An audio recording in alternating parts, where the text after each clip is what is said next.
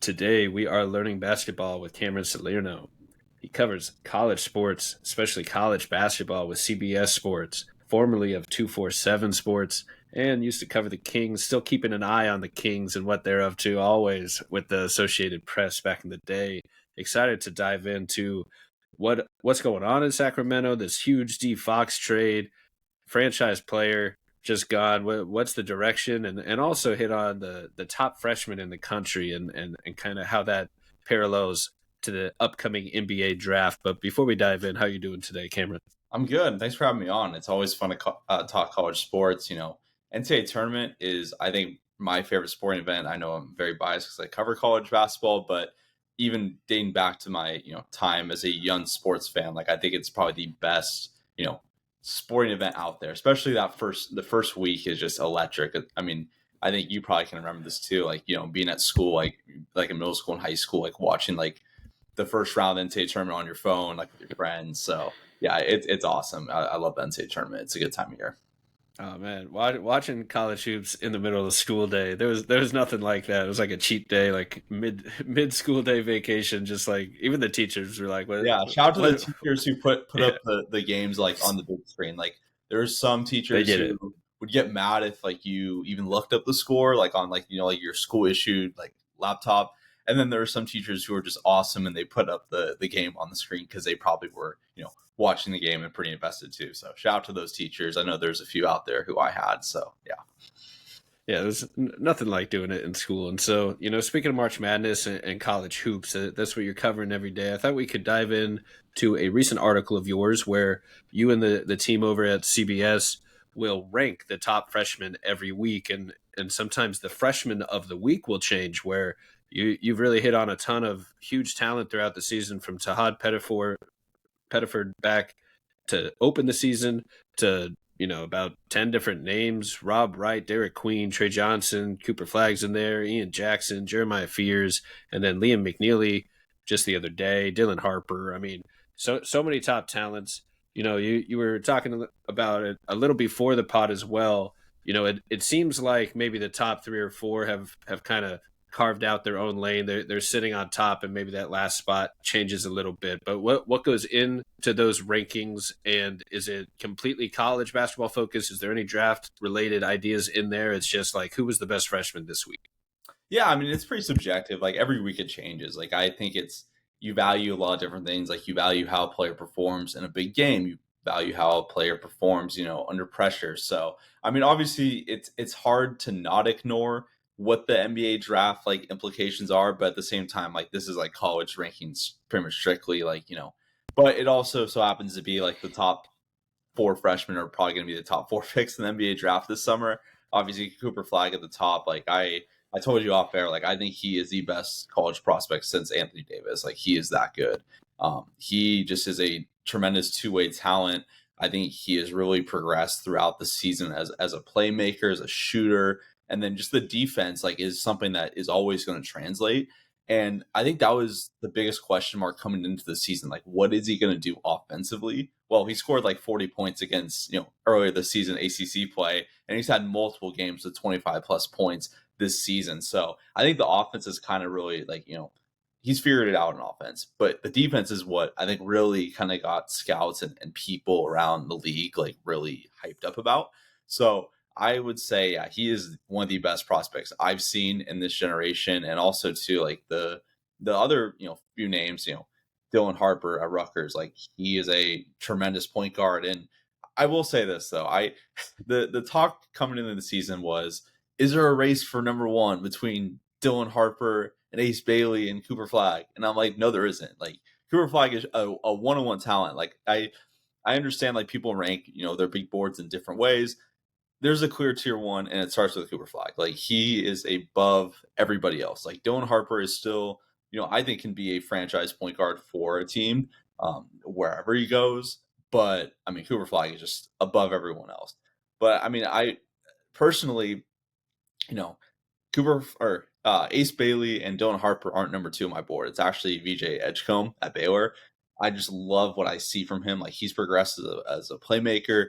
The only thing that's kind of, a little concerning is he's listed as like 6'6", or 6'7" when like I think during high school, and then I forget what tournament it was. It was not tournament, but one of like the All Star games, like the like not McDonald's All American, but he was like officially measured. And I think he was like 6'4", 6'5".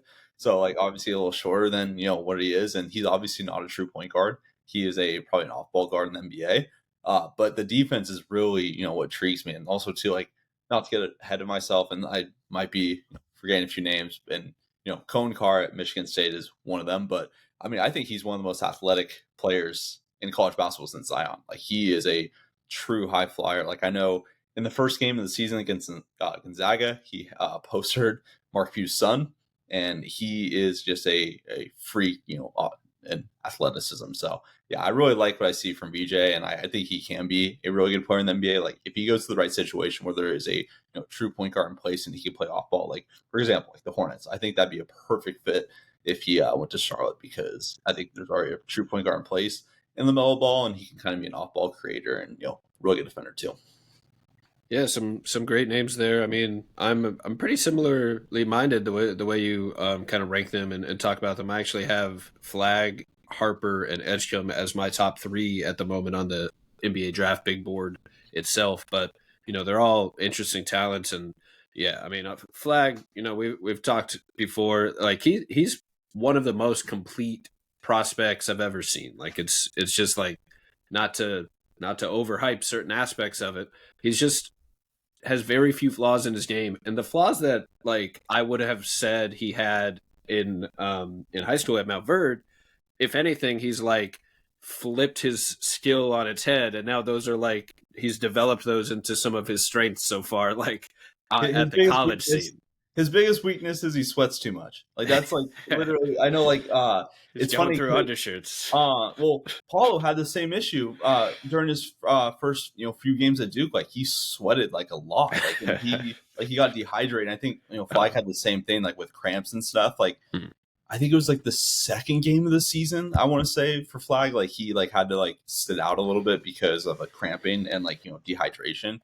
I think he's figured out. Like I mean, I know he sweats a lot. Like I know a lot of people are going to talk about the weaknesses as far as like the late game situations, like what happened against Kentucky and Kansas and Clemson. Like when he had the ball in his hands at the end of the game, and I know if I recall correctly, I think it was against Kentucky, turned it over on 2 consecutive possessions. And I think against Kansas, he turned it over with, the game on the line with a chance to take the lead or, tie the game. And then with Clemson, like he had a chance to, take the lead and he slipped. But I mean, those are just things where I think everyone knew who was getting the ball at the very end. And, for better or worse, like I think the March Madness run that Duke has like this upcoming, next month is going to be a lot. I think Cooper Flag can really solidify himself as like one of the best one-and-done players like to ever play. If he has a good run and wins a national title and obviously wins National Player of the Year too. I mean, I think it's him between him and Janai Broom, who also is like a guy who kind of. I mean, I don't think he's not going to go in the lottery or like maybe mid first round, but like I think he definitely has a case as a late first round pick, and I think he could be really good. Like he's a really good rim protector, can finish around the rim, pretty athletic. So yeah, I really like Janai Broom. I think he will go to a situation like he's the most obvious, like, solid role player in the NBA, like for a contender for sure. Yeah, Janai brings that win now mentality, just a lot of positive attributes, a little defense, a little offense, versatility, and just able to beat you a bunch of different ways. Should slide right into an NBA role like you're talking about. And yeah, Flag, like we were saying, like he to me, to a lot of people, the defensive anchor was the selling point in high school. Like he was just everywhere. Like he could do anything. And at Duke, he's been given a ton of opportunity and on ball usage to run the offense. And he's shown that he can do it. Like his handle has improved. He's shown better vision and playmaking than you might have thought at a lower level. And I'm at the point where I would have preferred him to be kind of off ball at the NBA to now I just kind of want to see what it looks like with him running some plays and running some offense. And like, if he can initiate the pick and roll, if he can run both ends of the pick and roll, and maybe he's not like you mentioned other critics, like maybe he's not just going to be an ISO guy 1-on-5, able to score again and create a good look every time that way. But like, there's a lot of players, take like Franz Wagner in the NBA, who can just run a high volume of pick and rolls and create a good look for himself or teammates consistently. So there's something there that is definitely like he was already the number one pick without all this, and now it's just Yeah. like no brainer. We're just gonna let him loose. So There's one whatever more guy. team. Oh, I Yeah. was gonna say there's one more guy I want to talk about too, real quick. And the reason I bring this up is because I had a long drive from LA to Sacramento last week, so I was like listening to some podcasts. I was listening to Sam Vanini at talking about his mock draft, and he mocked Danny Wolf to the Orlando Magic. And I know Hey. like there's like a running joke between like the Magic don't draft like shooting centers, but I will say I watched Danny Wolf in person earlier this season when Michigan played at USC, and it was funny. Like when you watch, I highly recommend like if you want to go scout someone, like go scout someone in person. Like there's just something different about it. Like watching someone just like live and just the way they move. And as soon as I saw, like I watched a ton of Michigan games like before, like I watched like them play at USC, but when I watched him play, like I was like, who does he remind me of? Like he remind like the way he moves, like in his fluidity, and I like knew it immediately. And like I don't think he's gonna be this player in the NBA, but he reminds me a lot of Sengun. Like just the way like he moves, like just kind of like similar post moves, like like obviously I don't think he's gonna be Sengun in the NBA, but kind of like some similarities. So I hate like comping him like fully to Sengun, but like that's the player that immediately came to mind when I watched him play. Sure, yeah. I mean, Wolf is a special talent, and obviously, like, no one wants to throw out a Jokic comp either. But like, there aren't many 7-footers that can like initiate an offense, run a pick and roll, like, and just see everything over the defense and hit the skip passes. Like there's Jokic, and there's just not there's not many others. So like No, the fact that he can do it at that size, and it's funny you use that stereotype about the Magic with the shooting centers. Well, the flip side is we draft every Michigan player available. So like exactly. something's got to give. That's what I'm saying. But yeah, no, I texted one of my coworkers at CBS like in December. I'm like, is it crazy if I have Danny Wolf as like a mid or like late first round pick? And he's like, you're crazy. And then now I think it's like kind of people have come around to it. Like I think I've seen a lot. You're talking to like the guy that's overhyping Wolf, if anything. Like I have literally, like I just mentioned my top three. It's been Asa Newell for a while, but Yeah, as in that top five for just a lot of that he brings, and we can hit on him in a second. But Wolf literally jumped. Like I just don't know what to do with him. I put him at 4 for now because he's my guilty pleasure at this draft. Like I just think he's gonna be so good. But also too about Montbird, like that team last year was insane with Rob Wright, Cooper Flag, Derek Queen, McNeely, and Asa. Like that's just unfathomable. I mean, though all five of those guys are going to be like mid or like first round picks. Like they have a case as the greatest high school team of all time, and I was just looking up like the last greatest high school basketball team of all time at Mount Verde, and it's just like Cade Cunningham and Scotty Barnes and Moses Moody and Caleb Houston, like and like 3 other pros too, just riding the bench. It's just an insane collection of talent. Well, the crazy part is like the McDonald's All-American rules that like you and I think have 3 players from like a team, which is like I understand it, but also at the same time too, like there should be an exception because Asa got robbed as McDonald's All-American, I think. So yeah, no, absolutely, but I it's funny. Like I mean, they talked about it too on the podcast, but like I think top 5, I think you can kind of pencil in like who's going to go top 5, but then like 6 through 14, like anything can happen. Like I think the guy I'm higher on. Like I know you mentioned Asa. Like the guy I'm higher on is Colin Murray Boyles. Like I think he's the best defender in this class. Like he's so good. Like he, there's people confident in Draymond Green, which I don't know if that's really fully justifiable, but like he is that good. And like for every like bad NBA draft decision like someone makes as far as like going back to school and then they like completely tank their value, like Colin is completely like upped his value. Like I think last year, like when I was making my first big board, I think I am like 24th.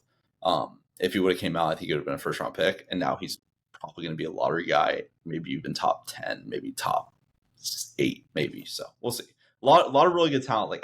Like I said, like after like 6 through 10, who knows? McNeely, Queen, any of those guys, Asa, like you name it, like those guys can easily go top 10. Yeah, just a ton of talent in this class, and I think a lot of people probably have at least that top 2 pretty much etched in stone with Cooper Flag 1 and Dylan Harper as I think made that consensus spot for number 2. But I mean obviously there's a lot of players mocked super high. I know Ace Bailey is still in those talks up there. Kasparis has been kind of up and down, close to that third spot for a while in some circles and maybe dropped a little, but still like a really exciting talent too. And yeah, I mean, Colin Murray-Boyles, talk about like those defensive instincts, like He's a it's just stud. incredible. Yeah, I mean, and it's tough to do comps because like at the end of the day, we're just trying to like paint a picture of who a prospect might kind of sort of look like at the next Yeah. level Yeah. and like why it would work. It's not just like, oh, there's Draymond and Jokic just on or Jokic on their way into the league. Like there's a difference.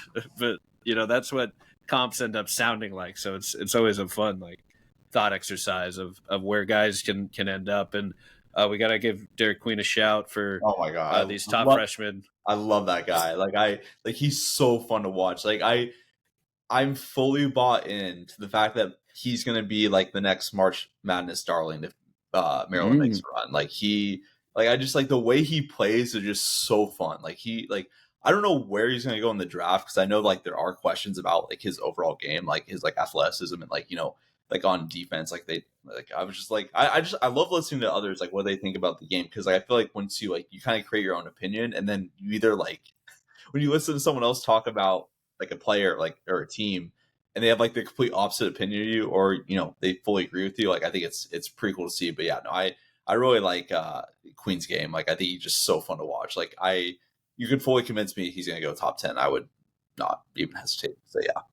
Yeah, exactly. I think he's another one of these talents where it's a little bit of a high risk, high reward. Like we don't exactly know what it's going to look like at the next level, but there are like I try to focus on a prospect's strengths and if those strong traits will translate to the next level. With a Danny Wolf, it's that half court processing, it's the vision, it's a keeping a dribble alive, being able to run a pick and roll and get a good look for himself or hit a skip pass like that. That's a translatable skill to the next level. And can you build a lineup around it to contain all the negatives? For Derek Queen, it's a little similar, but Queen has, clearly more athleticism, more strength to him, but he has that graceful downhill footwork where he can just like glide to the rim without breaking out any like bag dribble moves, quote unquote. I know. Like he's just like that's why it's so fun to watch. Like he's Yeah. just just a basketball fan like dream. Like it's but no, like I said, Danny Wolf, I'm fully bought in. Like I just love his game. Like he's just so fun to watch. That Michigan team's really good with him and Vlad Golden, like starting 2-7 players. Yeah, no, it's fun to watch. Like I really like that Michigan team with Dusty May. So yeah, really really fun to watch. Yeah, and what's crazy is how many like talented freshmen there are in this class. Like there's a good 20 that might go in the first round of this NBA draft. I mean, Trey Johnson, we haven't even mentioned. Yeah, yeah. No, I think I'm really curious. Actually, I'm gonna throw a number. Over under 8.5 college players drafted, like before there's one international player drafted. I would probably take those. And this year, unless I'm forgetting someone, it's just I don't think there really is like an international player who's like a lock for a top 10 pick. Like I know I mean Nolan Traore kind of slid in the draft so far, and not obviously Igor Demon is playing at BYU, so I'm not sure if that counts, and Kasparis is playing at Illinois, so I don't know if that counts either. So we have a couple prospects in the country playing college hoops. We got Traore and Saraf, of course, kind of in that lottery range. But yeah, I would kind of predict or project them back into the lottery at this point, like that 12-15 range. Yeah, so I agree. like I'd probably take that bet. That I think if we're counting Kasparis and Demon in that college side of things, then college only that's what I'm just saying. Like it's just a stark contrast from even the last year, like with obviously with France going 1 and then Sar going 2. Like I mean, Reed Shepherd was the first college player off the board, which is just nuts. Like to even think about. Like I mean, and like that's like and not to like I really like Reed. Like Reed's a great player, but like that just shows like not how bad last year's class was, but like just like I would say college like talent overall, like it just was not that great. And I like Reed as a prospect a ton, but at the same time too, like I got killed for saying that Jared McCain was the best shooter in last year's class, and he was awesome until he got hurt and off the year. But yeah, I love Jared McCain. He's a great player. Yeah, and I mean to hit on some of these other freshmen, I would want to hit on all of them. I don't even, but there's almost too many. But come on, we'd be here all day. Like if Yeah, we like, 'cause there's just like I think there is going to be a lot of like interesting like stay or go decisions. Like it yeah. just because then it just like I mean I think Jeremiah Fears was really struggling in SEC play, and then he had a really good game last weekend, so that helped his draft stock. I know there's I think his dad was talking on Twitter about like someone said like he should go back to school next year, and then he I had think like I saw that. I and think then I he had saw like that. one of his best games of the year. But yeah, no, he was awesome. Like I know against Michigan, he had that and 1-3 to win the game. Right. That's kind of like how like the hype started. I would say like there was like I texted my coworkers a joke. I was like, where were you when Jeremiah Fears was getting top 5 comps and then he was draft? There's a pod on it somewhere in this feed Dude, where he he's hit the good. Like shot, and no, that quick first step burst is special. Like he can yeah, penetrate the paint, he can finish at the rim, and he's flashed some vision passing. Like that's his standout advantage to me, and like that, I think that will still get him drafted in the lottery. But yeah, I think so his too. so I mean that there's also other guys. In terms of staying, Tahad Pettiford is one that I really love, but like I could definitely see him stay I think and he's gonna maybe stay. improve his stock. I think he's gonna. I don't. I mean, at least like on my like first big board I did, like which took me 10 minutes because I didn't want to overthink anything. I was just like going like down the list, like hey, I like these guys. I didn't have him in the first round, which if he stays at Auburn, like I think he could be the focal point of that offense next year. Like obviously he's sixth man this year, and next year he I think has a really strong path to start and kind of be that star and like initiator creator. I think he should stay. I think Bruce Pearl would be ecstatic if he did stay. Is he going to leave? I don't know, but definitely it could help. Obviously, too, if Auburn wins the national title and he has like an amazing NCAA tournament off the bench. Like I think the crazy thing is a lot of people associate if you're coming off the bench in college, like how are you supposed to be like a first round pick? And there's so many instances of I mean Devin Booker like coming off the bench, like Kentucky, like just like those low teams, and I mean obviously Auburn like as far as talent, like NBA talent goes, like isn't as talented as some of those like really good teams, but like they have a perfect like college roster to like be the top team in college basketball and win a national title. So yeah, I hope Pettiford stays just because I think he can really improve his stock, but also 2026 is like absolutely loaded, so I wouldn't really blame him if he left this year as well. That is the flip side for sure, and it's a good point on March Madness that you normally can increase your stock with everybody watching a couple of games there, and I think like just as a pure talent, I have him like late lottery, like top 20, like 16th or so on my big board at the moment. Just Mhm. he just does a lot of winning things. Like he's explosive, he gets downhill, he shows incredible instincts and then skill kind of to finish at the rim and create for others and knock down shooter and score. Like just really big fan of his two-way impact. And then some other guys like Rob Wright will probably stay, I would imagine, Yeah, and maybe Will Riley. I'm not sure. He's another yeah. bench guy for Illinois. I would say Riley stays. Like I think he needs another year. Yeah, That'd be really helpful. Another guy who I really like, and it's funny. Like I don't know. Some players you just gravitate towards. Like I haven't. I mean, I've watched Arizona a lot this year, but Carter Bryant. Like I think right. he's the most obvious late first round pick. A contender scoops him up, and he's like a very solid role player for them. So yeah, I really like his game. Like obviously super long, like 6'8", good defender. Pretty good shooter, I think. I forget his exact numbers off the top of my head, but yeah, I think he'd be a 3-and-D at the next level. Yeah, and we got to shout out Kaman Maluak at some point here. He's just another guy that the swish theory. He's not consensus, but he He is could go the top third 5. highest pick. Yeah, Yeah, I mean he's like clear third on that swish theory website big board that I took a part of, where like Mhm. that the group just essentially loves his finishing, like just Yeah. an absolute like No, one of the most efficient rim rollers, lob threats the game has seen I in a forget the while. exact. I mean, I don't know. It hasn't been updated, I don't think. But like, I think it was a few weeks ago. I saw he was like finishing like 78% of his shots at the rim, which is absolutely Just insane. Like, just unfathomable. and then he was like, I mean, obviously, the way I gravitated towards him was when I watched him play with South Sudan last summer. Like, he was really, really fun to watch. So yeah, no, I mean, it's funny. Like, if Cooper Flag isn't there, like, he's clearly their best NBA prospect, even better than Khan. Like, so it's yeah, there's gonna be a lot of debates. Like, I'm super excited for the draft cycle just because one, the talent is a lot better, and two, I think there's like a lot more, I don't know. It was like I think the biggest talk last year was like, where's Zach Edey gonna go? And Yeah. I was telling everyone like, I think he's gonna go in the lottery. Like someone's gonna pick him. Then obviously Memphis drafted him after they couldn't trade up to get Donovan at Portland got him. So yeah, no, I love this draft class. I think it's really good. But yeah, 2026, like I haven't really started diving like super deep into that draft class yet. But obviously, I think the top three is like extremely consensus with AJ, Cameron Boozer, and Darren Peterson. Watched Darren Peterson a few times. Like obviously he plays a public prep out in Napa, which is not too far from Sacramento. He is electric. Like he is a scorer. Like he'd be Kansas' best player right now. Like if Kansas had him, like they actually would be ranked. So I think that's like one of their biggest problems. Like they just like don't have like that offensive spark per se. I know Zeke Mayo has been pretty good for them, but Darren Peterson is just like a whole other level. Like you can, I know AJ is really really good, but you probably could talk me into him going one, like if depending on the team.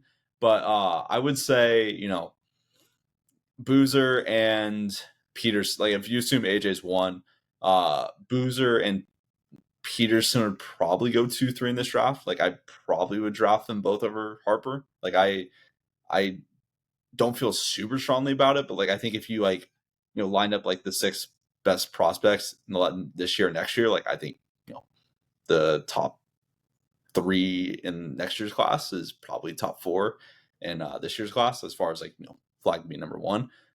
But yeah, I mean there could be an argument. I mean Flag was in 2025 high school and then he reclassified with him and AJ in the same class. Like 2026 would have been absolutely loaded. It would have been could have been the best draft ever. I mean, it was right there, and it might already be, but it would have been over the top with Flag there. And yeah, I mean, Cooper Flag said he likes Duke and he might come back. Yeah, he's throwing it out there. I wonder how much that NIL is paying for at this level. It was so funny. Like we talked about it like when the Athletic article came out, and like I understand like people blew it out of proportion. Like if Cooper, like John Shire is gonna pack his bags like to like force him out of Duke. Like one like I mean there's just no way. Like I know it's like Carmelo at Syracuse. I think it's that same story. He was like thinking of coming back. He's like, you're not coming back. Get off the campus. The funny part too is like I obviously like extremely unrealistic. Like last year with I think the talk was like Reed Shepherd might come back because of Mark Pope, and like Mark Pope and Reed's dad were like really good friends in Kentucky and roommates. Like you could maybe convince me of that, like just because but like if you put Reed Shepherd in this draft class, like is he a top 10 pick? I don't know. Like he probably is, but like the risk of him coming back and like not being as good or almost hurt your draft stock that way. Yeah, like he could. I don't think he. I mean, he's not going higher than 3. Like there's no like there's no like there's no way he was going above Dylan Harper or Cooper. So like at a baseline, you'd be number 3, and then like why not just go the NBA? Like I know he's been in and out of the G League this year, which is like fine. Like but no, it was a no brainer. Yeah, and you want to start that process as early as possible to get those 7 years out of the way, kind of thing with how the contracts work, and then you can be eligible for unrestricted free agency 1 year earlier. Right. 7 years down the road throughout your NBA career. So you want to, especially if your stock's not getting any higher, like cash in, hop in the draft. And man, there's so many talent. We didn't even mention LeBaron Philon or Thomas Sorber, Ian Jackson. Like I think he makes winning plays. Like Philon just makes winning plays out there, like over and over, both sides. I think he really complements Mark Sears in the backcourt. Like I really like that pairing. I know he's kind of been in and out of the starting lineup this year. Like they've started Chris Youngblood a little bit. Like I know he was out for like the first part of the season just because he was hurt. But dude, he was a star at USF last year. Youngblood, that is. But I think Philon like is like the perfect fit. Like I would go Sears, Philon, and I know Nate Oates is kind of he just tinkers with his starting lineup. Like he's started Stevenson, Nelson, and Cliff like in the front court, which can work because you have Philon and Sears like in your backcourt. But I don't know. I love Philon's game. I hope he comes back. I think he can be like a real like guy who can raise his draft stock. Like him and Todd like would be really good next year. Like and that'd be like a fun little like sophomore-ish rivalry. So yeah, I agree. He should come back. Yeah, he's definitely interesting. I had him, I do have him in the lottery, like late lottery, like 15th or so still. But yeah, that's about that range, similar to Tahad Pettiford, where maybe they just bet on themselves and think they can just etch out a little bit higher of a stock. And Boogie Flan, we didn't mention he's out for the season, but Yeah, he was that's a an real exciting guy. that's a really interesting name. Like it's funny. I haven't even thought about Boogie Flan. Like because like honestly, like the beginning of the season, like he was playing like a top 10 guy easily, and Yeah. then obviously he got hurt, and like he didn't really play that well like towards the end of like his season just because like he was hurt. I forget what game it was he got hurt. But I think it was against Florida. He got hurt and then he played like 2 other games and like did not play well. Hmm. And then it came out that he had an injury and he was like out for the season. And it's like, oh, like that's bad. So I don't know. Maybe he comes back. Just Arkansas, man. Like I just don't know what to think of them. Like they just like I had high expectations because of Cal. Like he's just an awesome coach. But at the same time too, it's like that just the fits just haven't worked. Like, and that's like, I mean, not to get into the transfer portal either, but like the transfer portal is so like the beauty of it is like you could just rebuild your roster like that. But the flip side too is like some of those guys just don't fit. Like I think like some of the best players in the portal are like these high scoring mid major players who like can have their role like scaled down like at the high major level. But then like you have like guys like John L. Davis who played really well the last 2 years at FAU and has been kind of a disaster like at Arkansas. And then like obviously AJ Storr, who it's been 3 teams in 3 years, like played really well last year at Wisconsin, like averaged like over 16 points a game, and has been kind of disaster for Kansas. So but then you have guys like Danny Wolf who kind of were under the radar at Yale, and then he's been a star. And like it was funny, like the Auburn Yale NCAA tournament game came up the other day, and I was like, I like not felt like I forgot that Danny Wolf played at Yale last season, but I'm like, oh, there's Danny Wolf. Like it's just fun to see. Like I remember like him getting a lot of hype when he entered the portal. I obviously didn't watch a lot of Yale games last year outside like the tournament, but I was like, dang, this guy's really good. Like I think he could be a really impactful, big man wherever he goes. And obviously goes to Michigan, then gets paired up with Vlad Golden. So yeah, like I said, Danny Wolf, I'm fully bought in. Like he's just one of my guys this year, like in this class. Like I just love this game. Yeah, and that pairing with Golden is kind of a good proof of concept with the pick and roll, where you can pair him with another 7-footer who's more of a traditional rim roller, rim protector, can kind of throw down the pick and roll lob threat a little more consistently there. So you can kind of project that specific scenario out to the next level. And we don't know where he would be playing defense. Like, is he going to guard fours? I don't know. You probably got to have him underneath the rim, Mhm. not hidden, but just using his length in like a drop coverage scenario at the 5. So it's interesting, but I love that pairing, and yeah, he jumps out to me. And one last name I wanted to hit on with freshman was Jaden Quaintance, who's still a freshman, but like could be Yeah. one of these top guys next year. And you mentioned some of the top guys, like I think Darren Peterson, Cam Boozer, AJ DeBonsa are at the point for me where any of them could go top 3. I've had Cam number 1 for a while, but just seeing Darren win all these head-to-head matchups, put up these like 30-point triple doubles, making plays He's on both ends, so good. just incredible. Like I can't remember the last like guard that plays like that. So, and just can do so many things. And he's scary talent. He could jump up to 1 real quick. And then Quaintance, is a freshman now, but could kind of be in that lottery top 10 talk next year as well. So we'll see how him and some of these other guys kind of change their draft stock. Maybe a little March Madness changes things, but we'll see how it flips over next year. And Where do you think you'd have Jaden this year? Like if he was eligible, because I know obviously he can't come out this year because of his age. Like, I mean, you could probably talk me into 5 or 6. Yeah, I mean, if that defense, he's a sorry. special defensive talent. Like he's so good, and I'm really curious what happens with him in particular, just because obviously, like players who are potential top 5 picks never come out of the transfer portal, like ever. I'm trying to think there's probably like an obvious name, but I'm trying to think of the last like top 5 pick that was a transfer portal guy. Like maybe there's like the most obvious one I'm blanking on, but like my point is like if he enters the transfer portal this year, like if Bobby Hurley gets fired and like he leaves Arizona State, like that's a top 5 potential pick like in the transfer portal who can anchor defense from day one. Like I imagine like the list of suitors would be lining up to get Jaden if he does enter the transfer portal, which who knows what's going to happen with Arizona State, but like I have a feeling like Bobby might be on his last days at Arizona State, like if the season plays out like that. Yeah, I mean, one of the top defensive prospects in college basketball and in next year's draft, and yeah, I can definitely see him. I mean, go. He would easily be like top 10 worthy of a pick, maybe probably in that discussion anywhere after the top 2 with everybody else. Honestly, like I don't think there's any clear cut guys that have really edged themselves out, and you can talk yourself.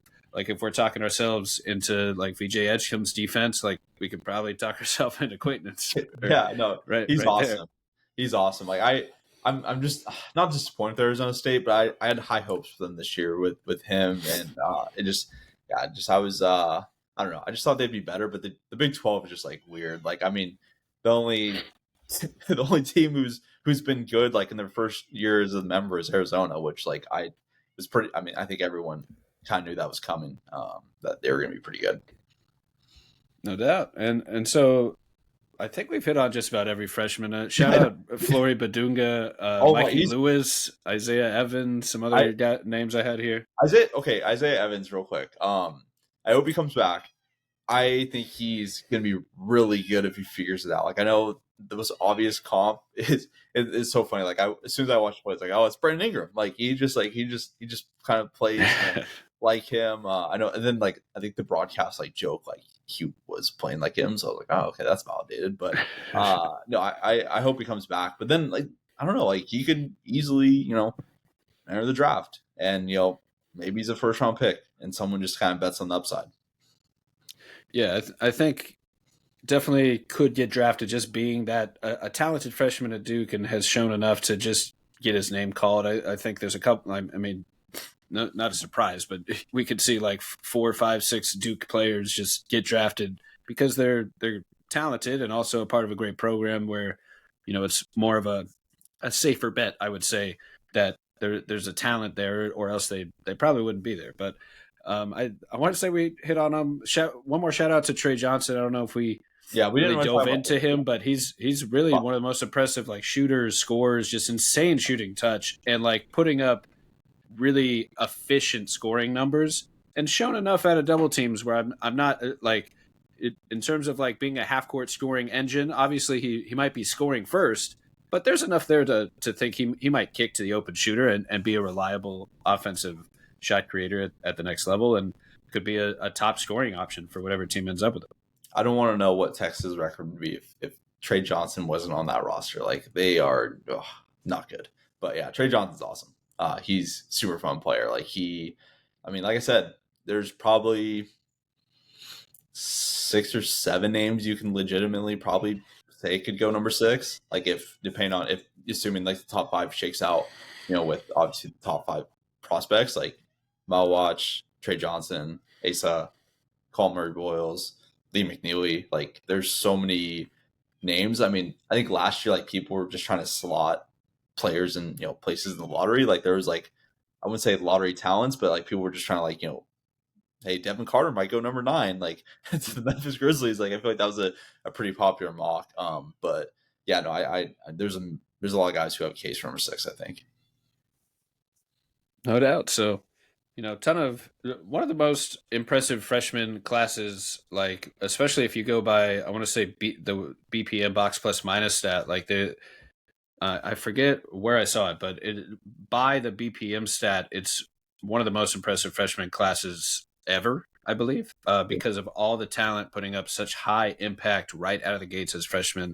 So really a lot more impressive than like say last year, like you said, whereas it might have been one of the worst freshman classes by BPM last year. So that's stark comparison there. And how that translates to the next level, we'll see. But I mean, we just named at least 20 prospects that are freshmen and playing college hoops, all balling out. That could very easily hear their names called on draft day. And And someone we didn't or someone we randomly didn't mention is going to go in the lottery now. So I think right, we hit on. I think every single prospect we hit on is going to be a first round pick unless they go back to school. So yeah, no, that's pretty fair. I feel like it's so funny. Like I've been like not I wouldn't say tuned out about like NBA draft talk, but like I've just been so like immersed like in college basketball itself, where I haven't even really thought about the draft.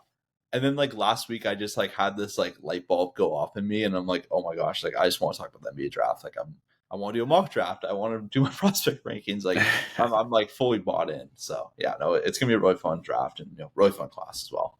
Yeah, it's excited to think about it. And, speaking of the NBA here, obviously, you got your eye on the Kings.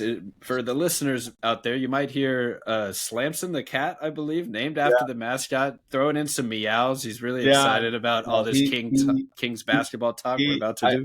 I feel so sad that I named him Slamson, and the Kings are having one of their most disappointing seasons, and just it's not Slamson's fault, It's been a I wouldn't say so. So what's up with these Kings? Let's dive right into these Kings. And before the trade, they had the 16th best point differential, 9th offense, 21st defense. Sorry, I should say on the season they have that, but since the Fox trade, those numbers are down to the 22nd point differential, 14th offense, 27th defense. So they're bad on defense and pretty mediocre on offense so far. So there's not really a clear like what we're doing well thing here. So, first off, what have you seen about this team with LaVine and DeRozan in the fold that is different than the Bulls teams of old, now that we have reconnected these guys? I don't think they're that much different. Like the difference is the Kings don't have a true point guard in their lineup like Lonzo. I mean, like here's the thing. Malik Monk is an awesome playmaker. I don't think he's necessarily a point guard though. Like I think there's a pretty like this like there's a distinction. Like Malik is awesome. Like Malik is one of my favorite Kings players of all time. Like I got him in the back right here. Like he's great. Like, but I think asking him to take on a full-time point guard role where he is probably, I mean, maybe AAU. Like he didn't play point guard with the Lakers or Hornets, if I remember correctly. Like he obviously didn't play point guard in Kentucky because Fox was there. Like he's been surrounded by point guards. Like even when like last year, like when he would come off the bench, like he'd play point guard, but they'd have Davion Mitchell out there. Like they'd have like another point guard caliber player on the floor. And like the thing is, like with the Kings lineup is it's a tough situation because I've been fully on the train they should start Keon Ellis. Like I said it coming into the season, like I just think, people who maybe don't watch the Kings or like don't follow the NBA like super closely, like keep up with like the niche role players who are just like awesome to watch, don't know how good Keon is. Like he is by far the Kings' best point of attack defender. Like he is a knockdown, catch and shoot 3-point shooter. Like he can just do the little things. Like he's not only a good on-ball defender, but like he's just like a really good defensive playmaker. Like he forces a lot of turnovers, like forces a lot of deflection. Like their defense with him in the lineup, like last year when Malik Monk and Kevin Huerter both got hurt, like their defense I think was, I forget the exact number, but like it was drastically improved. Like I think it was like above average. So I think it was like maybe in that like 14-13 range maybe. But he just adds so much to the team. But your problem is, okay, who are you taking out of the starting lineup? Do you take out the guy you just traded for who makes $49 million a year? Are you taking out the guy who is probably your biggest free agent signing in franchise history in DeMar DeRozan? Do you take out the guy in Malik Monk who was probably going to get a payday in free agency, who kind of said, I'm cool with coming off the bench, and now you put him in the starting lineup and say, hey, man, like you got to go back to the starting lineup. And then if you start Keon and you take Malik out, it's like, okay, Keon is definitely not a point guard either. Like he's not an initiator at all. And you're probably running your offense exclusively through Sabonis and like maybe having LaVine be a secondary playmaker. But like, I don't think really LaVine is. Like he just like his fit just doesn't fit on this team, I would say. Like that's what like I'm like LaVine's an awesome player. Like I really love watching LaVine, especially with Chicago. Like I love watching players who I don't have to like think about them on my team. And so I think with Levine, like, yeah, like he can play make, but then like their offense is pretty much centered around DeMar DeRozan getting ISOs and taking mid ranges, which hey, he's making them. Like I think one of the biggest like revelations of this season is like DeMar DeRozan trained to it like a decent 3-point shooter. Like the last, I don't know, maybe 15, 20 games, like he's been lights out. Like he's making at least, I don't know his exact averages, but he has to be making like at least like 36, 37% of his 3-pointers, which honestly for him, like that's really, really good. Like I Yeah. think against the Warriors on Friday, he had 6 3-pointers in the first half, which I think was one off his career high, if I remember correctly. So yeah, Yeah. but like I just don't know who you take out of the starting lineup, because I mean I just like don't think this is not going to work. Like you have to not, I wouldn't say get rid of someone, but like hey, you got to pick between Levine and DeMar, and I would imagine the player they just traded their franchise point guard for is the guy who they're probably going to keep.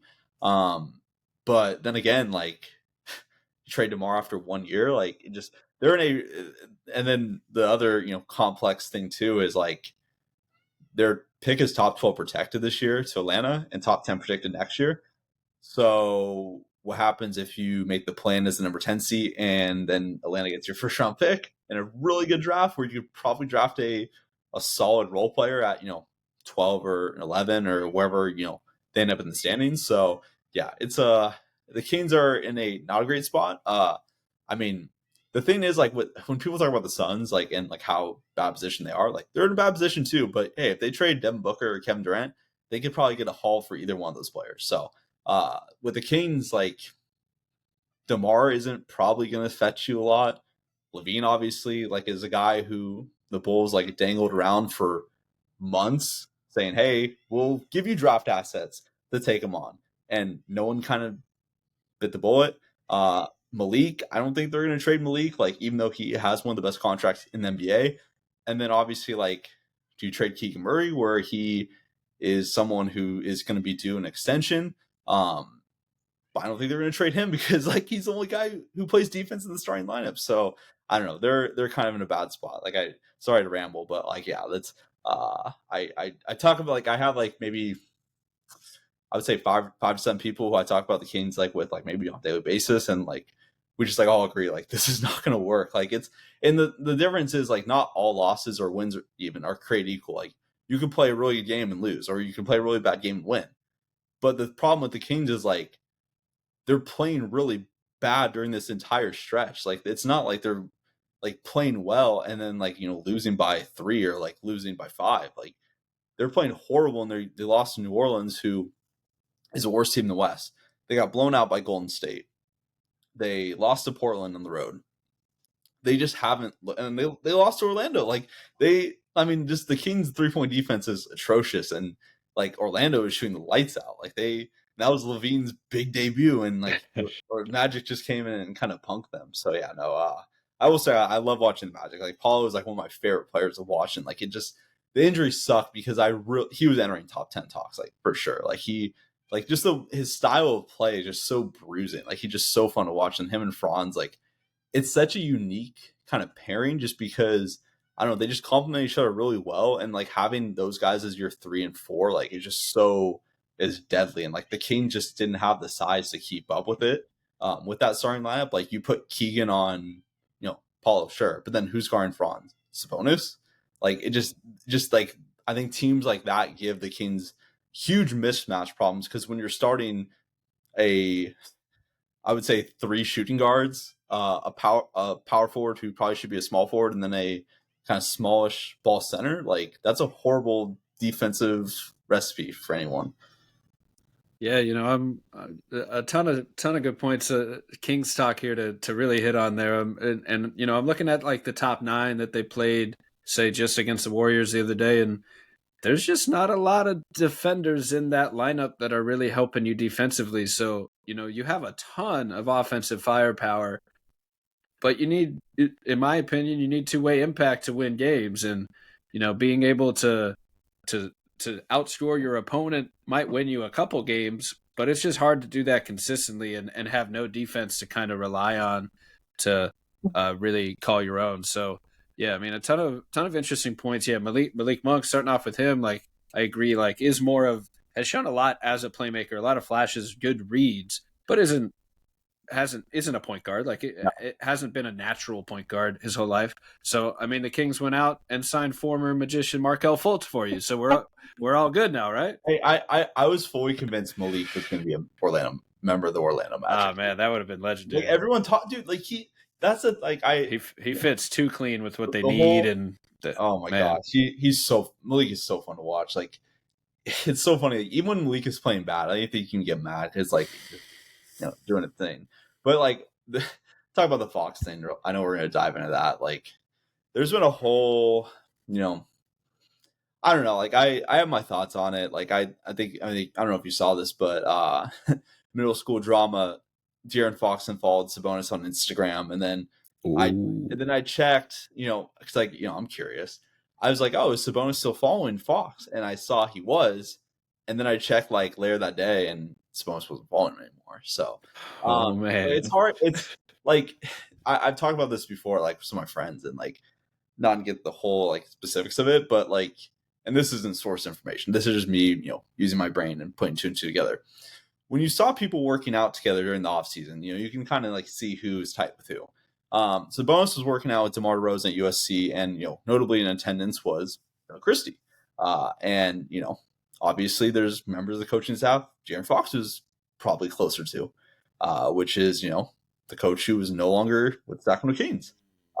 So I don't know. I mean, like I said, I don't know the inner workings of De'Aaron Fox and Sabonis' relationship, but pretty obvious they weren't as close as people maybe thought they were. So not to get into the whole middle school drama of it, but I just think, it was people saying like, De'Aaron Fox like didn't formally request a trade. That's fine to say. But like if your partner comes to you and says, hey, I don't want to be in this relationship anymore, they're not formally breaking up with you, but they're pretty much telling you, hey, this is over. And that's kind of what happened with Fox. Like once word got out that, there was kind of some rumblings that the Kings went to Rich Paul and said, hey, like, De'Aaron trade? Like, there's no coming back from that. Like, people talk about, oh, they can trade him this summer. They can finish out the season. There's no way that was happening.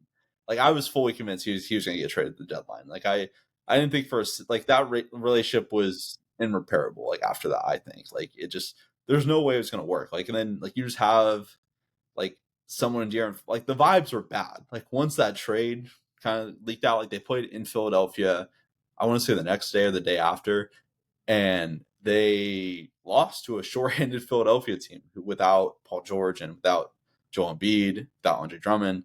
And that's bad. Like, that's really bad. So, yeah, vibes were very low. And it was funny, the day that Fox got traded, they played in Minnesota, and they played Malik, Keon, Keegan, DeMar, and Sabonis, and won on the road in Minnesota. Like, so just like the vibe shift was good. And honestly, just, I don't know, like one of the other biggest problems of the Kings era was like they didn't trade for solid role players. Like they didn't trade for a backup big man. They didn't trade for another wing. And then as soon as they trade De'Aaron Fox, they trade for Jake LaRavia and Jonas Valanciunas. Like, and Valanciunas and Sabonis, like I fully said this already. Like Valanciunas is gonna be a fan favorite in Sacramento. Just like he just embodies like a bruiser, just like a secondary. Just I mean, Doug Christie had the nerve to put Sabonis and Valanciunas on the floor at the same time for the first time since them two played together with Lithuania, down by 12 on the road in Dallas. And then they went the craziest, one of the craziest basketball stats I've ever seen. And don't get me wrong, like, shots weren't falling on one way. Like the Kings were like going on a run. When Valanciunas and Sabonis were on the floor together, I forget the exact time. It was maybe 6 minutes, something like that. The Dallas Mavericks did not get a single defensive or offensive rebound. The Kings got every single rebound during that time. And the Mavs were playing really small because Gafford got hurt that game, and they were running Kessler Edwards at the 5. But that's just a wild stat. They didn't get a single rebound. So, and it worked. Like the lineup did work. So yeah, I just think it's funny that like when the Kings decided, hey, like let's actually make some moves for some role players. It's after they trade their star point guards. They finally addressed the needs there. They waited long enough, but yeah, with the trade itself, and I'm glad you brought up Laravia too. I think he's a good basketball player and should fit right in, kind of with what they need. Just another wing, kind of four, can back up Keegan a little bit and just be effective on both ends. But on the Lavine trade, it's an interesting point because there was definitely a lot of buzz that they might wait till another date. But if the vibes are that bad, you're not going to like get anything out of this season. You might as well like assess the value of what you can get now, see if it's much different later. They end up that's where the Lavine part comes in. Like it almost feels more like just one of the best players they could get now. Bring him in and figure out the rest later, and they get 3 first-round picks as well, another 3 second-round picks. So they got a couple draft. They reloaded the draft stock a little bit there, and yeah, I mean, I think you make a good point that someone's probably got to go out of this group. Like, I don't think they're done rebuilding on the fly here, where they're just gonna be an offensive. Like I think Sabonis is their guy now. I think that's been made clear. He's a and so now, he ain't going. Like people talk about, they should trade Sabonis. Like one, he's not as valuable to any other team than he is the Kings, in my opinion. Like that's true just, too. like, I think just that archetype of player. Like it just there's only if you run unless you run that offensive scheme, like he's just not as valuable to a certain team than he is the Kings. But to your point too, like I just think you have to trade someone in this core. Who's it going to be? I mean, there's only so many people in the core that like make sense to be traded. Sabonis isn't one of them, in my opinion. I don't think Malik Monk is either.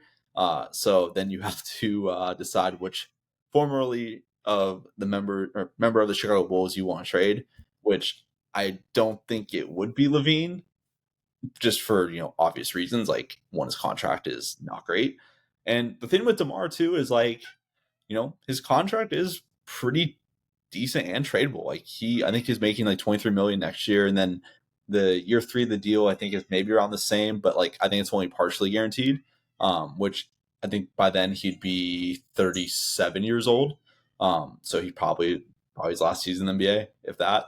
So I don't know. I think DeMar makes sense for maybe a few teams, but not a lot. So yeah, and you mentioned DeMar's, for instance, his 3-point shooting is back up a little bit this year.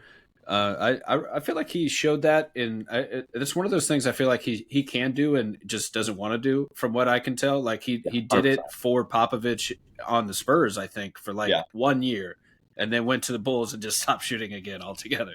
And it's just one of those things. Like he's a mid-range assassin. And I actually really like his his point guard ability, even though he's not he's a mid-range shooter. Clearly, he's underrated playmaker for but sure. Like can run a little pick and roll there. So like that's an option. But clearly they have all these off guards. They need a point guard, and to me, as much as they need that, because they have Sabonis at least, so they have like a point center in that role, like the hub.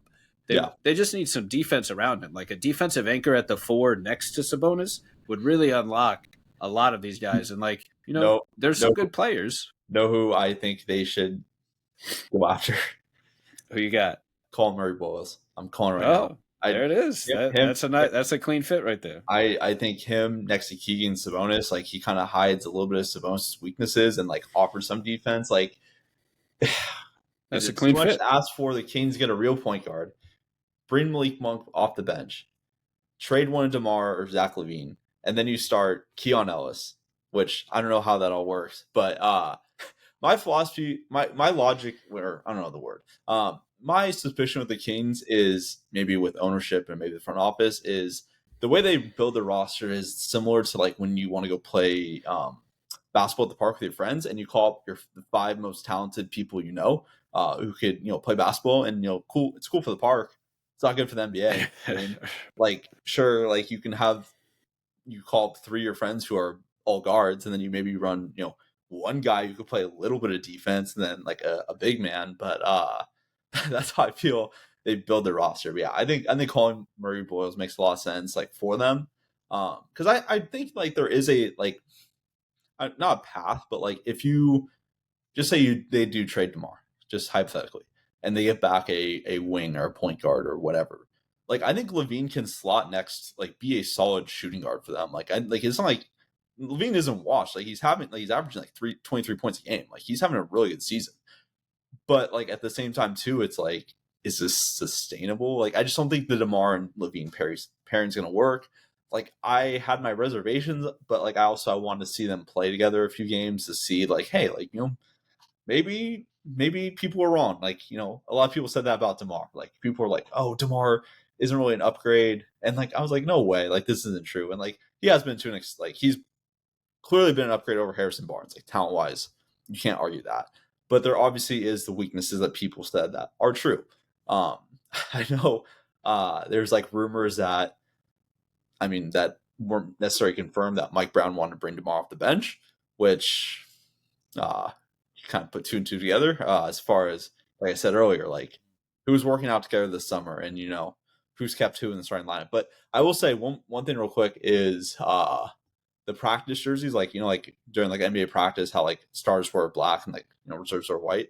Keon was in a black starter jersey yesterday, which may not mean anything, but people pointed out to me, it was funny. I was at dinner last night, and one of my friends texted me, he's like, "Keon starting?" question mark. And I'm like, what did I miss? Like I was just assuming it was like some sort of like Shams bomb that like he was like that Keon Ellis was being inserted to the starting lineup after they had a players only meeting or something like that. But you dropped everything to get to the television. Hey, that like my girlfriend's like, why are you on your phone? I'm like, Keon Ellis might be starting. I need to see what's up with this. So yeah, no, it's real basketball sicko behavior. But yeah, Keon Ellis, like I said, like every NBA fan of an NBA team has that niche role player that is just like, this guy is like the truth. And it's Keon Ellis for me. Like Keon Ellis can do no wrong. Like sure, he does not shoot the ball. Like sometimes he is hesitant to shoot the ball. And yeah, he's not a great driver. Like he's not going to hit mid-range shots. But when you ask him to play a role, which is, hey, go play defense and go shoot, catch, shoot three, he can do that for you. So yeah, he's awesome.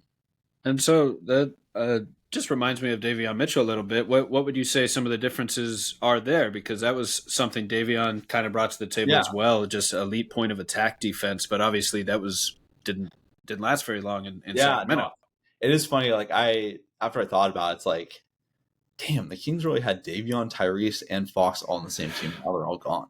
Like Davion, like I would say like I wouldn't say slander. That's not the right word. But like when Davion Mitchell was on the Kings, it's like this guy, like the Kings didn't move off him. Like he's not that good.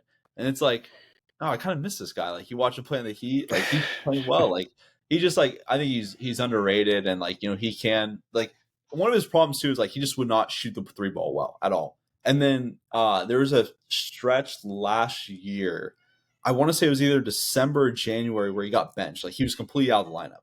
And then they kind of inserted him back in the lineup because I think Fox like missed a game or two, and like Mike Brown just immediately started Davion.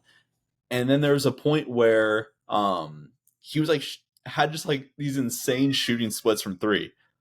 And it's like, oh my gosh, like, okay, if this guy can play defense at this level and like be a like facilitator and like shoot the three ball like 37 to 40%, like you have something cooking. So I just would say that the biggest difference with like Davion is like Davion definitely punched up in weight as far as like he could guard 1, 2s, and 3s. Like, but Keon, I feel more comfortable with Keon guarding like 1, 2s, and 3s, if that makes sense. Like Keon obviously has a little bit more length. Like Davion is more like shorter and compact, but like he's just a pest on defense. Like there's no matchup that Davion would like back down from.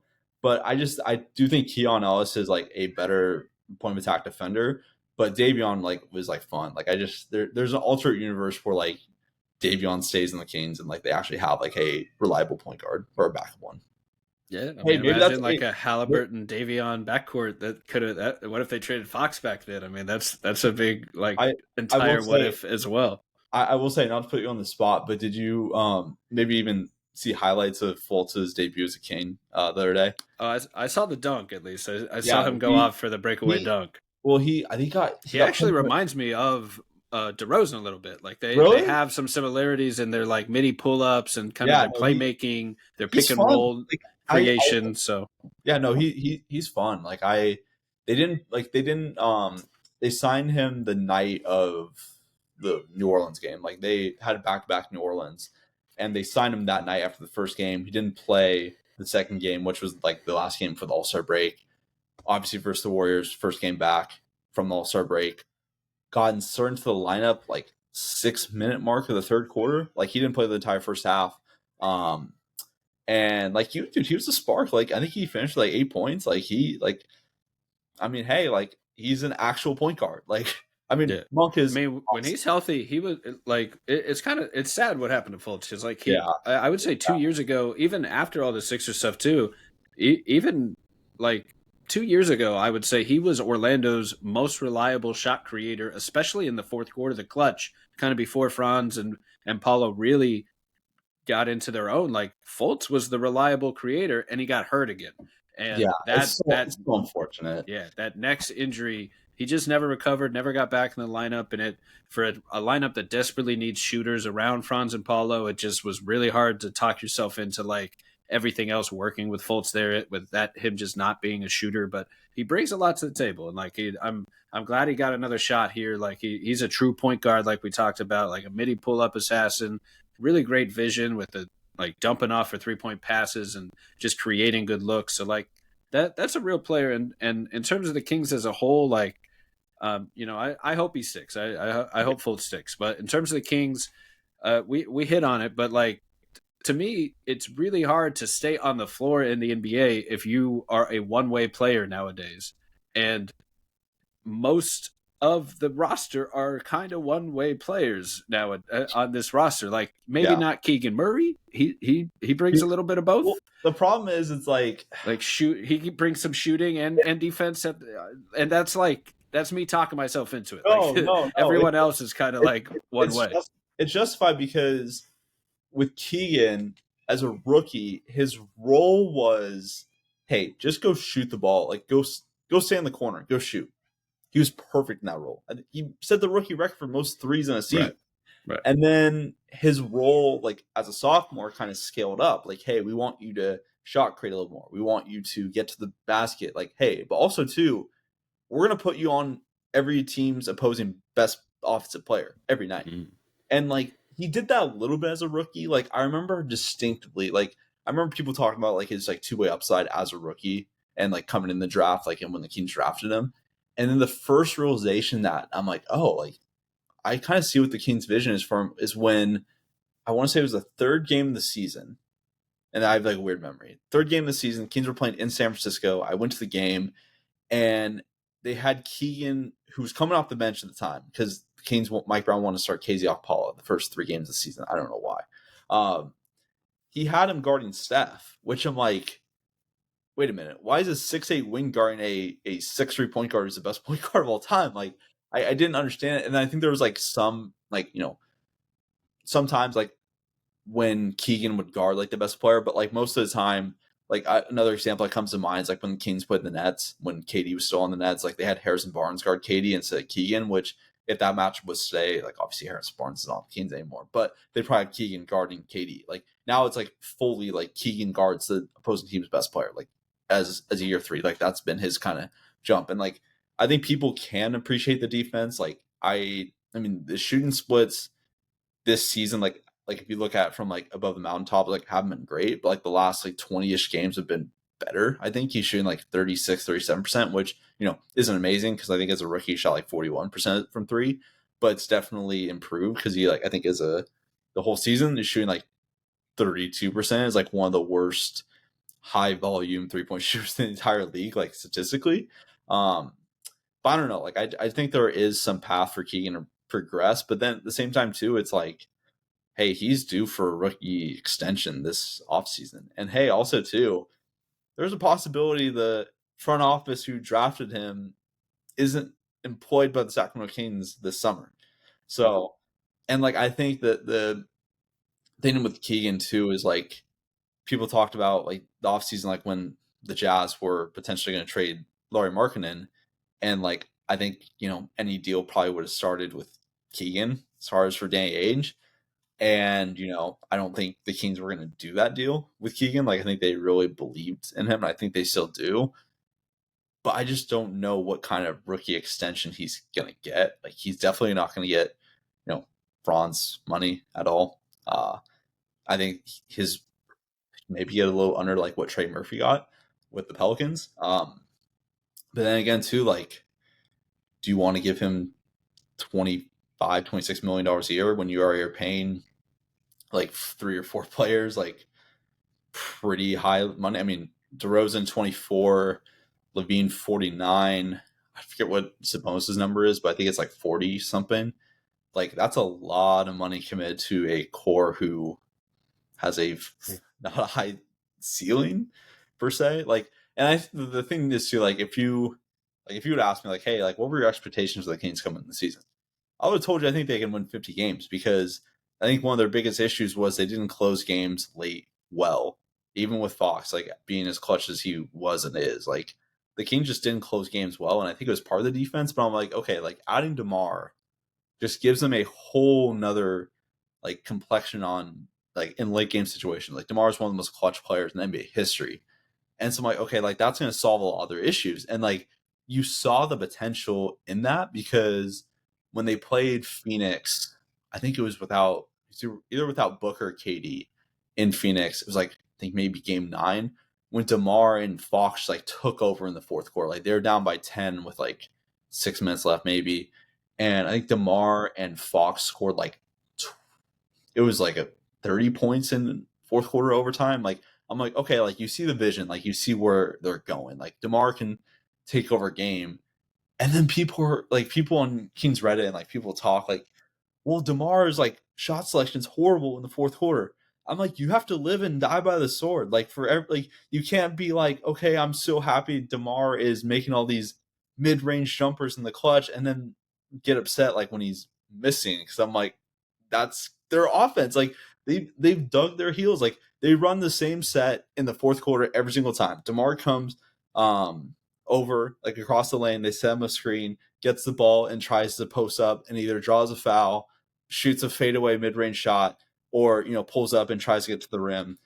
Like, that's their late game offense. Like, and that's kind of how it's been most of the season, even with Fox. And I think that was like, I don't think that really played a factor into it, but it kind of became apparent that DeMar was the Kings' number 1 option down the stretch, like in the clutch, not De'Aaron. I mean, De'Aaron attempted a game winner in Miami and missed, and Sabonis had to put back for the win over Adebayo. Fox tried to go for a game winner in Atlanta against Dyson Daniels and got stripped, which probably was a foul. But I mean, DeMar like has been. I mean, the Kings have won, I think, 28 games. They're 500. They're either 28-28 or 29-29, something like that. There's probably at least 7 games DeMar like has single-handedly won the Kings. Even when De'Aaron scored 60 against Minnesota, they lost in overtime. When De'Aaron scored 49 against Utah, they barely won. Like, they needed free throws at the very end to clinch the win.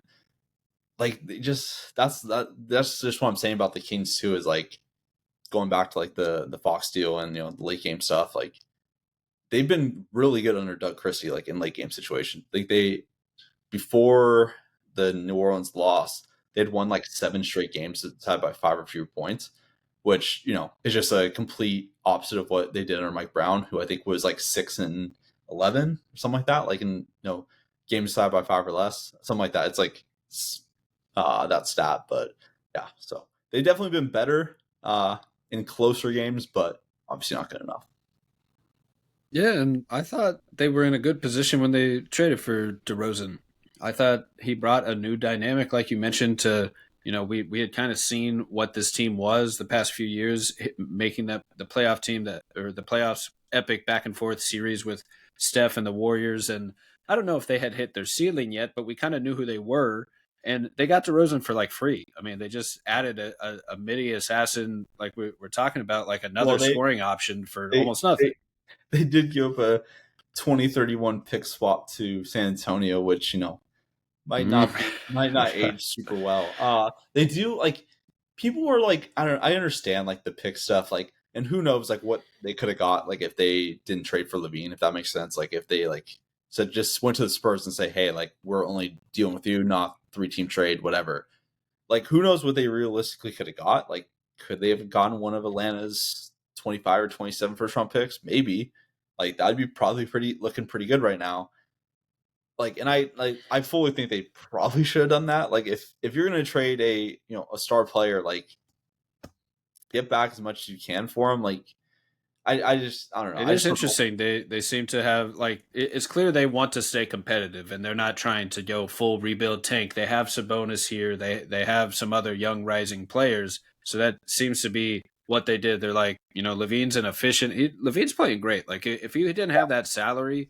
I think he would be viewed as one of the best scorers in the league. Like yeah he's efficient as heck. He's a tough shot maker, right and like because of that, because of what he does, I do kind of think now that he's here and Sabonis is here, like that seems like the natural kind of core pairing to continue building around if they mesh and fit together. But you know, DeRozan could fit too. It's just somebody's got to play defense, and yeah like unless you have Draymond Green out there, maybe Palmer Colin Boyles Murray Boyles, like you said, could fill that role. Like even then, like the Warriors surrounded Steph with Draymond and defensive length at every position. Like right it's just hard to have a one man defense nowadays, and like if your big man especially isn't going to bring much defensively at down low, you're already trying to overcome a deficit with the rest of the lineup, and then your stars aren't really doing it either. Like there's just only so much one or two guys can do. So I think for me, that's ultimately what they kind of have to do to build out the rotation from whoever they decide to keep, whether it's Levine or someone else. Like is building out two-way impact guys around the stars of say Sabonis and Levine and whoever's left over. But in terms of the talent, like they clearly have talent. And I maybe the directive from up top is we're not going to tank. We're not going to go just shed everything and go after picks because obviously they could have, like you said, like they could have instead of prioritizing like essentially getting back a star player for their star, they could have just punted the season, gone for maybe an unprotected pick this year, a real yeah shot at flag, have their own pick, I wish they would have and it wouldn't have been the worst idea, and you might have even been able to keep Sabonis and still kind of make that run for just throw this season away kind of thing, and maybe run it back and still have a top pick this year. But anyway, they didn't do that. There are some teams that just want to compete and make the playoffs and be competitive, and the Kings have been that like fringe playoff team level competitive for years now, and I yeah don't think they lost that per se, but they just kind of are in a new funk where a little bit of an unknown territory where and who can blame them where like a few months ago you thought you had your tentpole stars like you're set for years and then yeah all of a sudden like you lose your superstar point guard out of nowhere and that's a franchise player just got so you have to rebuild on the fly and they've decided like we said they're keeping Sabonis and building out from there. They have all these offensive options around him. So, what can they do to really build a perennial playoff team, I think is their goal as much as contending, would you say? yeah Just I agree like I actually I have a few thoughts too like I think one of the most underrated like I wouldn't say storylines but something I want to like kind of look at in the next 27 games is like really what do you do next season with Doug Christie? Like, do you remove the interim tag? Like, Doug Christie, like for preference, like he's like one of the most beloved Kings of all time. Like he was a radio host in Sacramento for like a few years. Like he was a Kings color commentator for also years. Like when running his like radio show in Sac.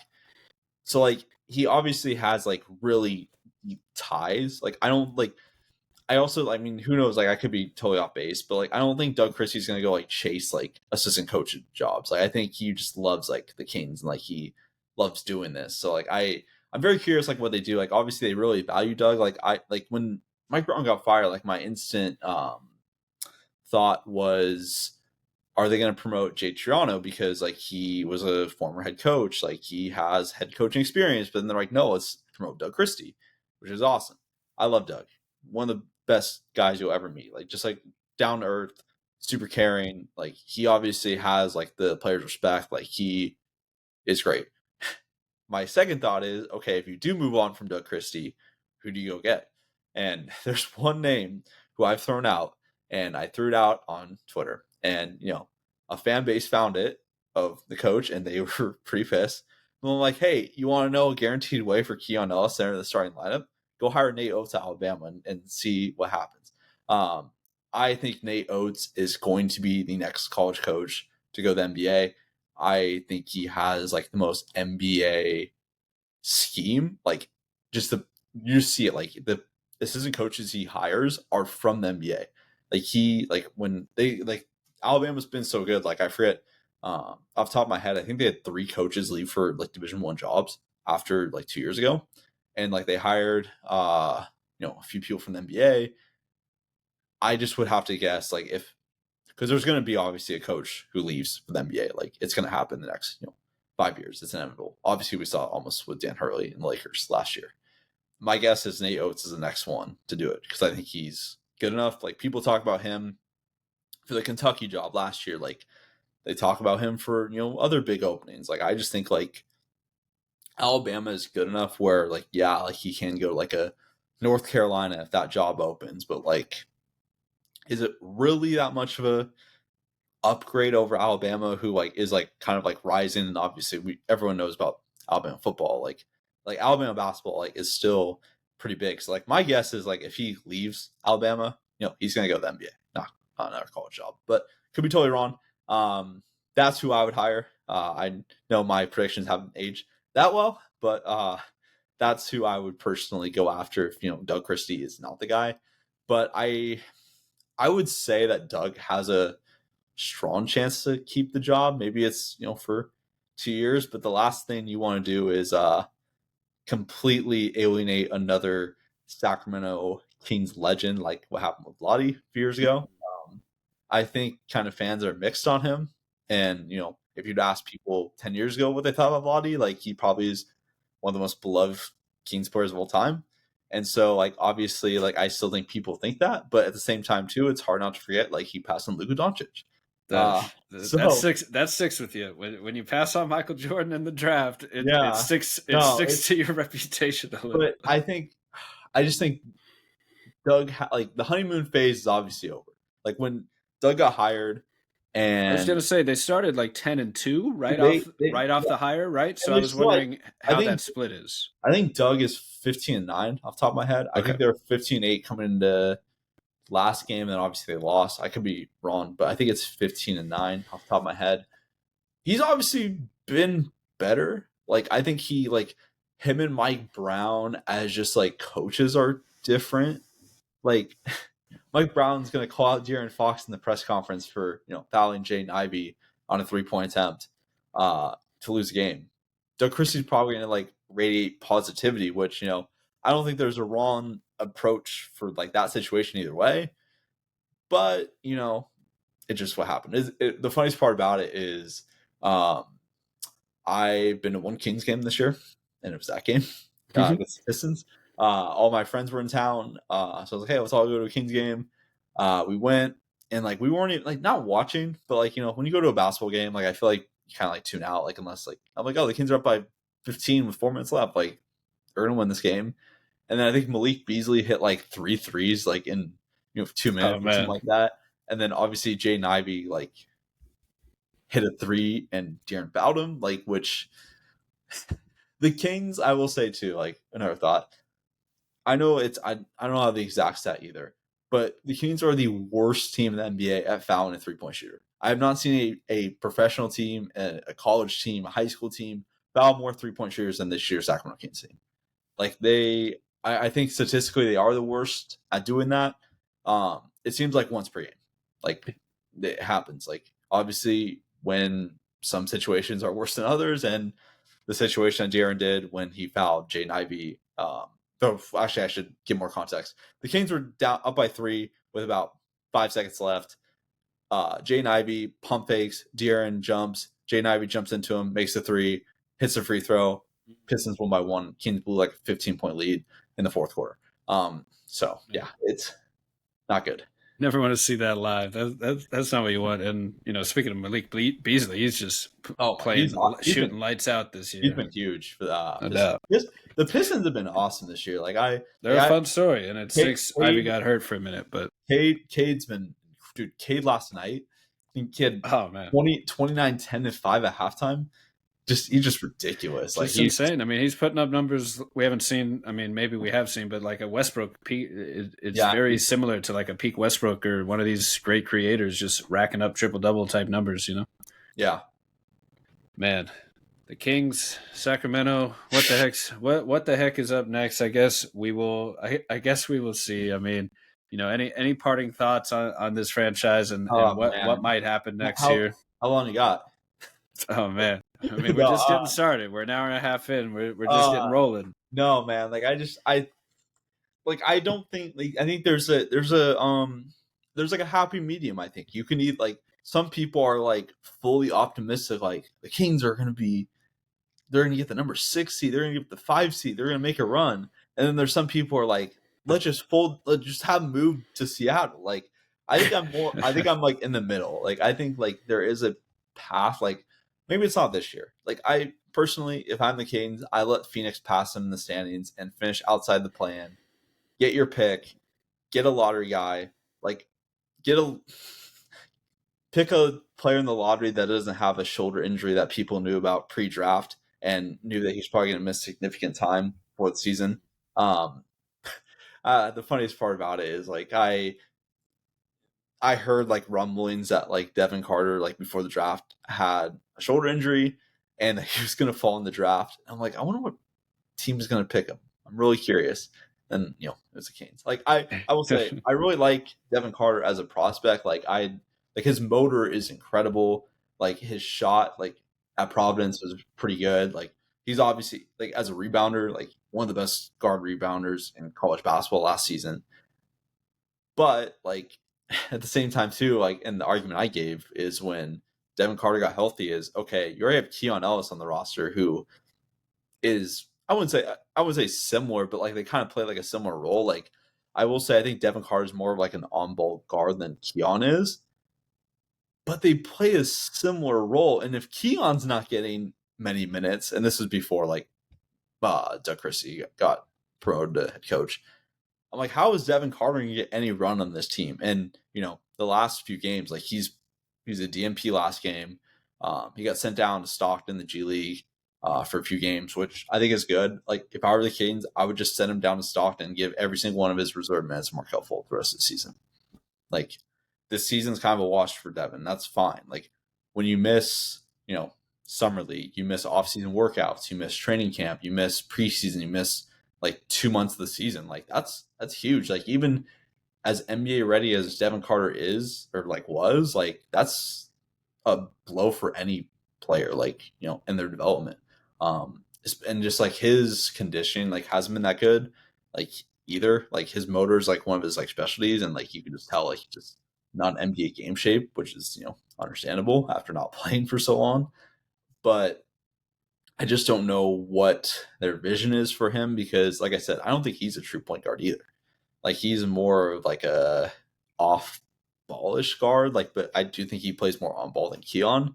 Like really good defender, good motor, like had some sparks like against the Celtics in Boston. Like he started the fourth quarter and I think he had like 8 straight points. He hit like 2 threes and had a bucket. So that was huge. But I don't know if I were the Kings, what's the best case scenario? Well, I'll give you the best case scenario and the worst case scenario. Worst case scenario is you get the number 10 seed in the playing game.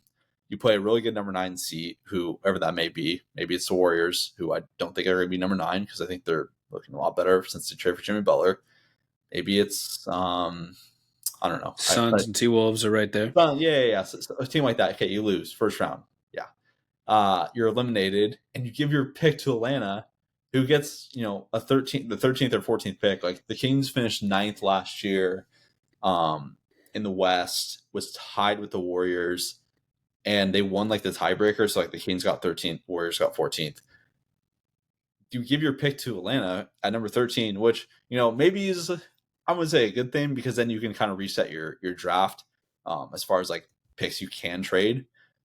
But like that's a missed opportunity there. But I think the best case scenario is like they finish 7th or 8th in the standings and they like win one playing game. They go to the playoffs and like they have a competitive series with OKC, Houston, Memphis, Denver, Lakers, like whoever finishes like 2. But I mean, oh my gosh, I will say, like, completely off topic, but what was your reaction when you saw the Luka trade? Because I 100% thought it was fake. Like I had just gotten off. I'd worked like all day, like with college basketball stuff. It was a huge day in college basketball. I hadn't ate like all day because I was sick like the few days before, and I was like, I'm gonna go eat dinner. And I'm driving home, and I see my messages on my CarPlay go off, like with like my group chat, and I'm like, why are people texting at like 9:30 at night? And like I was like, okay, like maybe like it's one message or whatever, and it was just like kept popping up my screen, and so like I pulled over and checked my phone, and like it just like my jaw dropped. I just was stunned. I was like, I was convinced it was fake, 100%. Yeah, I just assumed Shams had been hacked because that's the only reasonable explanation for any team trading one of the best offensive engines of all time before their prime, one of the most like accredited players, accolade players, accomplishment players ever.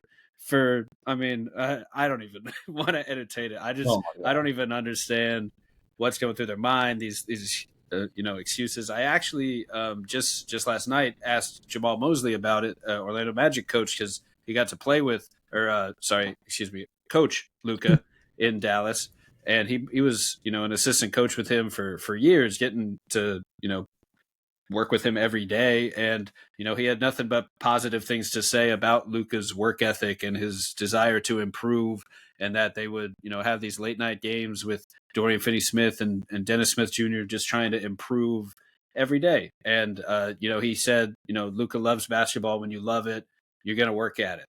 And I think that's pretty clear that maybe Dallas was just coming up with something to say about, because there is nothing you can say. There is no excuse for it. It doesn't matter how great. Like Anthony Davis is great. He's a top 50 player or top 175, whatever those teams are that came out. It's one of the great players, but I don't care if there's Luka's just no logic here. I don't care if Luka's pushing 300 pounds. You just don't trade him. Right. Yeah. There's just like there's guys like him and Jokic. Like these are one man offenses for years, and like if you got a problem with the shape he's in or conditioning he is in, I mean, you can go be a part of a worse team and run a lot of miles around the gym and get some good laps in, get your steps in, if that's what you're worried about. But we're talking about one of the best basketball players ever here, and it's just there's just not 1 ounce of logic to it.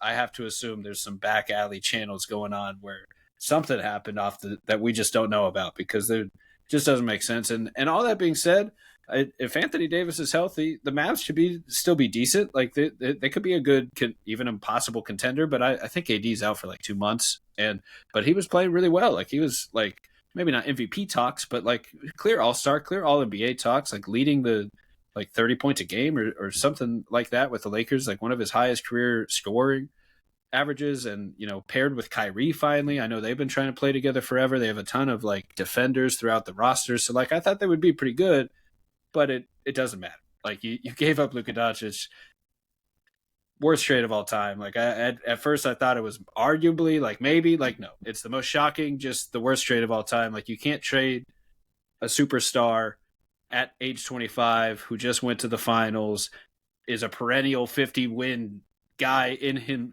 on his own, for just can't trade him, period, let alone for a guy that's like 32, always injured, and like is a very great, is a superstar in his own right, but just like 7 years later in the window. Like there's just no logic here. It's inexcusable.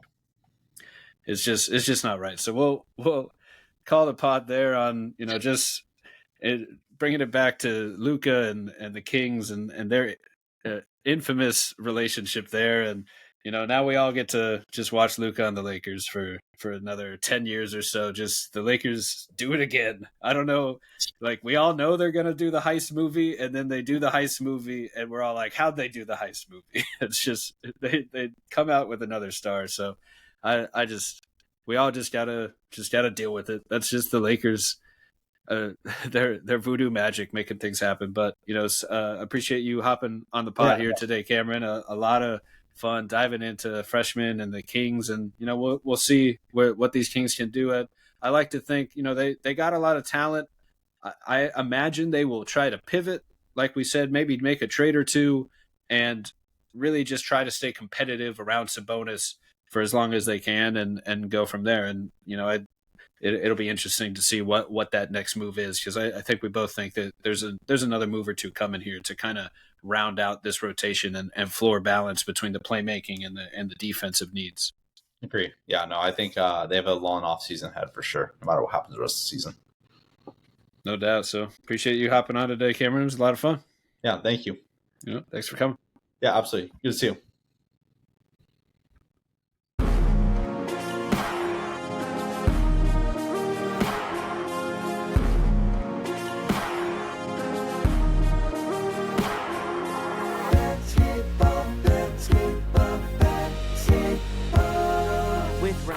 Learning Basketball is a Swish Theory podcast hosted from Beyond the Arcade. Hey, that's me. You can find my work on Twitter, YouTube, Substack, and check out the team's writing at theswishtheory.com.